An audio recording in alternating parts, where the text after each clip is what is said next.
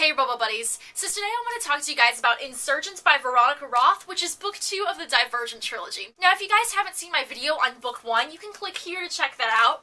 But in this video I'm going to be giving away a lot of spoilers about Divergent and probably a couple about Insurgent as well. So if you haven't read book 1, stop this video, go read it. It is an incredible book and I don't want to spoil anything for you guys. It's something that you need to experience on your own. But yeah, let's get started talking about Insurgent. So Insurgent picks up where Divergent left off. At the end of Divergent, the Dauntless are about to go through their initiation ceremony to be accepted into the Dauntless faction, and Triss is super excited. But that night, the Dauntless enter into this simulation where they start sleepwalking and they head over to the Abnegation faction. And Triss, because she's Divergent, she doesn't fall for the same simulation. She's awake during it and she realizes what's happening, that all of the Dauntless are heading over to Abnegation, and she's freaking out because Abnegation is where her family is from, and she has to make this choice. Is she going to kill the people in Abnegation just like the rest of the Dauntless are doing, or is she going to try to stand up for her family and save them and obviously show that she's not under the simulation and possibly get killed herself?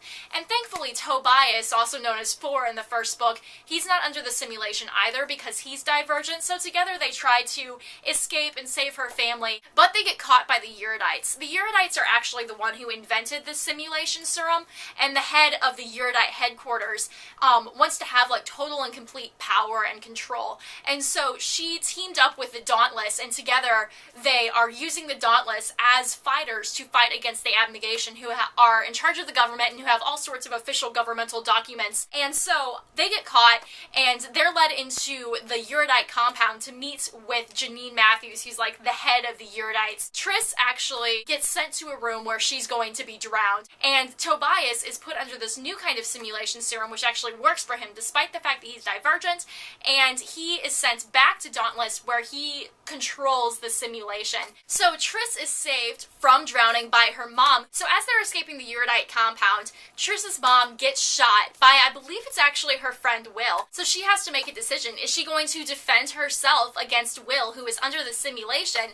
And she does. Within a split second, she decides that she's going to shoot him, and he dies. And she's devastated by this loss. And so Triss's mom is dead, Triss's friend Will is dead. Who knows how many other Abnegation or Dauntless are dead because of the simulation. So Triss and her dad, her brother Caleb, and Tobias's dad Marcus actually escape over to Dauntless headquarters, where Tobias is, where he's running the simulation, where they decide that they're going to try to shut it down. So when they get there, Triss's dad gets shot and he dies, and Triss ends up shutting down the simulation with Tobias's help because he snaps out of the whole simulation thing that he's in. And that essentially ends book 1. The simulation has stopped, but now the Dauntless are really confused, and the Abnegation Society is like completely torn apart, and so there's war going on between the factions. So book 2 picks up right where book 1 left off. Tobias and Triss, and Tobias's dad Marcus, and Triss's brother Caleb, as well as Peter, who they ran into in the Dauntless headquarters, are on a train heading to Amity because they hope that this peaceful society will try to provide them with refuge during this time of war. And when they get there, they discover that they're not going to provide them with refuge. And it's just not a safe place for them to be because Amity really isn't choosing sides, isn't choosing to help Dauntless, isn't choosing to help Abnegation, isn't choosing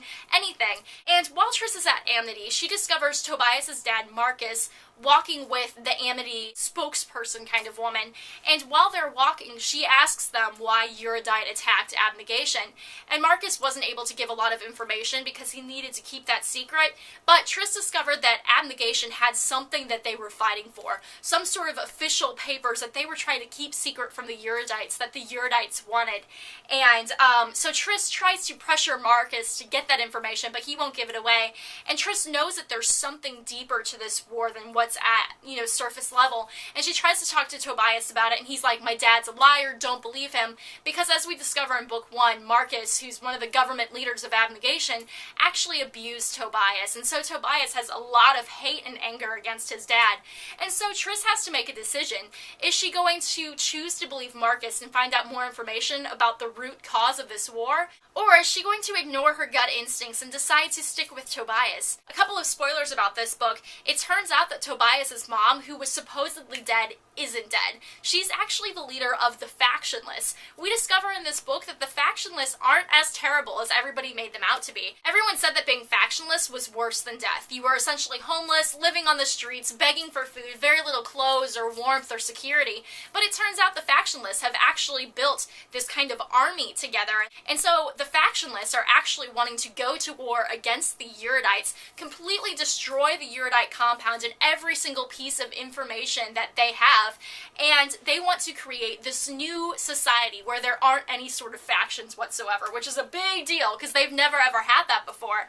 And Triss doesn't feel right about this. If in fact, like Marcus said, there's some sort of information that Janine, the head of Erudite, was fighting for, then if the factionless go and completely destroy that compound, the secret information that she now has will completely be destroyed.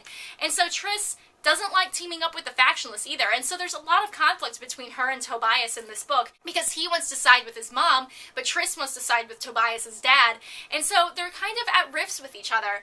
And Triss isn't exactly stable in this book either. Because of her parents' death and her killing Will, she really feels guilt-ridden and just saddened, and she makes a lot of decisions that she believes are selfless and for the greater good, but in all actuality, it's essentially her walking into death, hoping that she'll die because she doesn't really find a point in living anymore.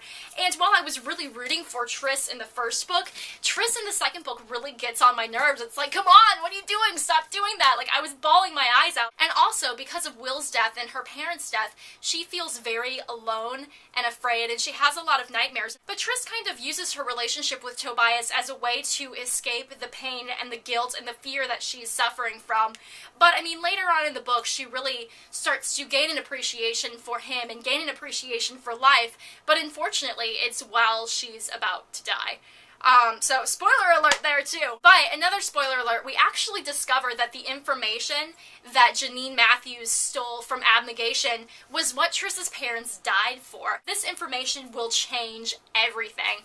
And Triss is wondering, what is this information? She hears little snippets here and there, but she discovers that there is actually something outside of the fence that keeps all of these factions in, that they were placed here. 525 pages long, and I read this book in less than 7 hours. I mean, I was a reading fiend with this book. It is super, super good. Warning, there's a little bit more cussing in this book than the first one, and there's also more romance in this book. It's not like full-blown explicit, like X-rated romance. It's probably more on the PG-13 level.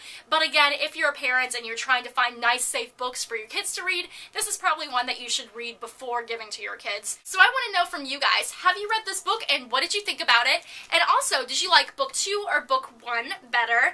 And I want to know what you guys think is going to happen in the third book, because this book ended on a pretty crazy, I mean, it was a crazy ending, and the third book doesn't come out for like at least a year, so I am on the edge of my seat in anticipation. I want to know what happens, so I want to know what your guys' predictions are. And thank you guys so much for watching this video, and I will see you all very soon. Ciao. Stop this video. Don't get... And what did you think about it? Did you like... Why am I doing a phone thing? Okay.